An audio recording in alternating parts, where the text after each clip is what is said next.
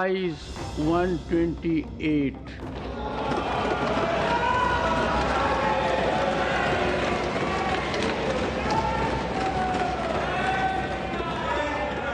Noes 95.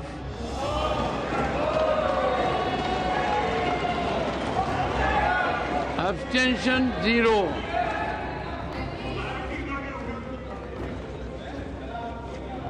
The bill is passed. मत विभाजन का परिणाम इस प्रकार है। पक्ष में 288, विपक्ष में 232। प्रस्ताव स्वीकृत हुआ और विधेयक यथा संशोधित पारित हुआ। वक्फ बिल के ताल्लुक से प्रस्तुति हुई। उलमाए कराम ने इस बात को तय किया कि ये जो बिल पास हो रहा है इससे मुसलमानों की हक तलफी हो रही है। फिर वापस जाओ।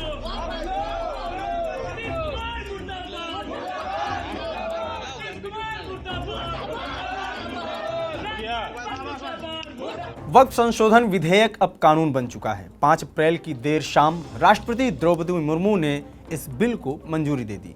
इसके साथ ही सरकार ने नए कानून को लेकर गजट नोटिफिकेशन जारी कर दिया। हालांकि नया कानून कब लागू होगा, इसके लिए केंद्र सरकार एक अलग से नोटिफिकेशन जारी करेगी। लेकिन वक्फ संशोधन कानून को लेकर विपक्षी दलों ने सुप्रीम कोर्ट का दरवाजा खटखटाया है।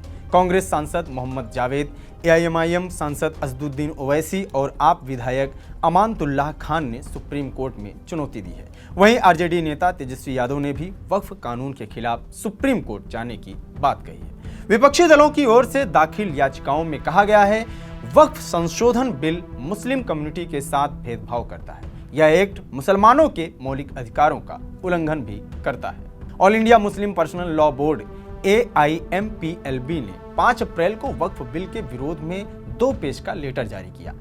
AIMPLB ने कहा कि हम सभी धार्मिक समुदाय आधारित और सामाजिक संगठनों के साथ मिलकर राष्ट्रव्यापी आंदोलन करेंगे। यह अभियान तब तक जारी रहेगा जब तक कि संशोधन पूरी तरह से निरस्त नहीं हो जाते।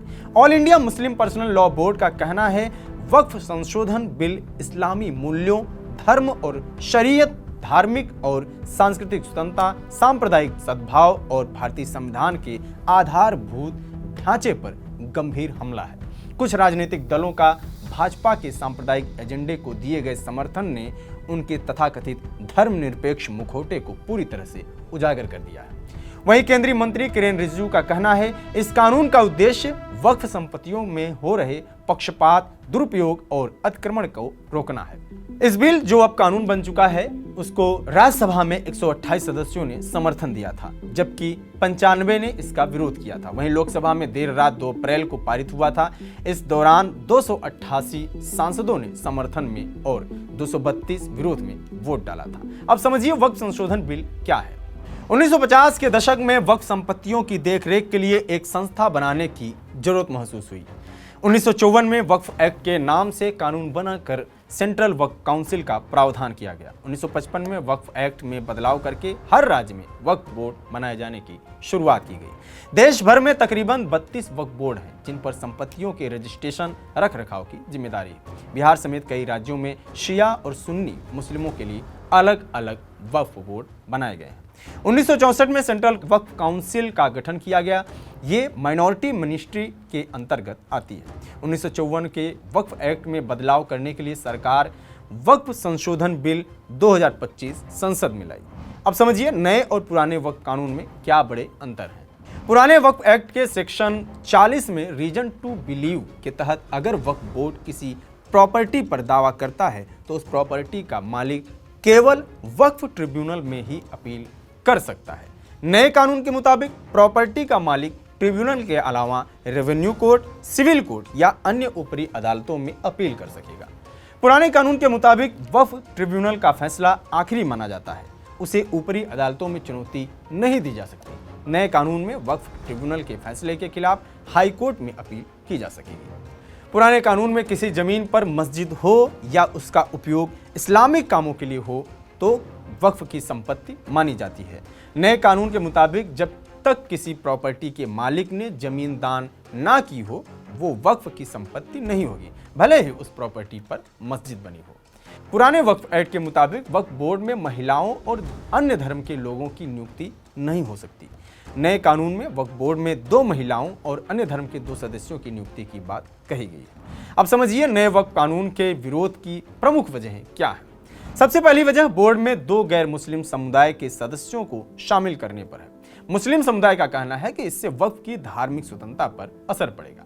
विरोध की दूसरी वजह बोर्ड में महिला सदस्यों की नियुक्ति को लेकर है। कुछ मुस्लिमों का मानना है कि इससे वक्फ का परंपरागत ढांचा बदल जाएगा। विरोध की तीसरी बड़ी वजह वक्फ संपत्तियों का रजिस्ट्रेशन जिला मजिस्ट्रेट से कराए जाने पर है। मुस्लिम समुदाय का कहना है इससे सरकार का वक्फ पर नियंत्रण बढ़ेगा और वक्फ बोर्ड का संपत्तियों पर दखल कम होगा। विरोध की चौथी वजह वक्फ ट्रिब्यूनल के फैसलों को चुनौती देने का प्रावधान। अभी तक ट्रिब्यूनल का फैसला अंतिम माना जाता था, लेकिन नए बिल में ट्रिब्यूनल के फैसलों को हाईकोर्ट में चुनौती दी जा सकेगी। इस पर मुस्लिम समुदाय का कहना है इससे न्याय प्रक्रिया में देरी आएगी। विरोध की पांचवी बड़ी वजह है संपत्तियों के दावे को लेकर। दरअसल नए बिल के मुताबिक जब तक वक्फ को कोई भी संपत्ति दान में ना मिली हो तब तक वक्फ बोर्ड उस पर दावा नहीं कर पाएगा। विरोध करने वालों का मानना है कि यह बदलाव वक्फ की संपत्तियों के दावों को सीमित करेगा। इनके अलावा नए वक्फ बिल के विरोध और पक्ष में तमाम तर्क दिए जा रहे हैं। फिलहाल ये कानून बन चुका है। विपक्ष ने इसे काला कानून बताकर सुप्रीम कोर्ट में चुनौती देने का रास्ता चुना है। अभी तक कोर्ट ने इन याचिकाओं को मंजूर नहीं किया है। अगर कोर्ट इन याचिकाओं को मंजूर करता भी है तो ज्यादा से ज्यादा ये देखा जा सकता है कि वक्फ का मसला धार्मिक मामले से जुड़ा है या नहीं, यानी कोर्ट ये रिव्यू करेगा कहीं नया वक्फ कानून संविधान के तहत नागरिकों को दी गई धार्मिक स्वतंत्रता और अल्पसंख्यकों के अधिकारों का उल्लंघन तो नहीं हो रहा है।